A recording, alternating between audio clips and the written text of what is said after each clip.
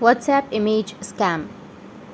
So the WhatsApp image scam uses something called Steganography, hiding malicious code or links within the innocent looking images like JPG or PNG file. These images are shared over WhatsApp and you're unaware of what happens after that. So here's how it works. You receive an image from an unknown number or maybe even a compromised contact. The image looks totally normal, but it's packing a bunch of hidden malicious code. Open it in certain apps or click an hidden link and boom, you've got malware. This can lead to credential theft, remote device control, banking fraud, and even spreading the malware to your contacts. So now, what exactly is steganography? It's the art of hiding data within other data. Attackers embed malicious payloads like code or URLs within the pixels of the image. To your eyes, it's just a photo, but scripts or apps can extract the hidden data, and it's dangerous. It bypasses virus scanners because the image itself looks harmless.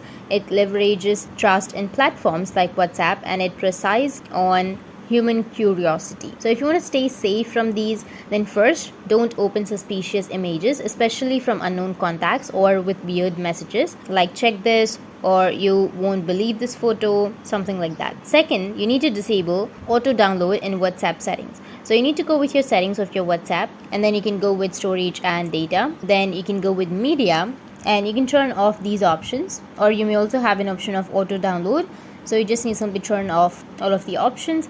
After turning off the automatic download for your images, videos or documents over mobile data or Wi-Fi, your problem will be fixed. Or the third thing you can do is you can use trusted antivirus or anti-malware apps, and that's it. And if you have any questions, feel free to comment below. Thanks for watching.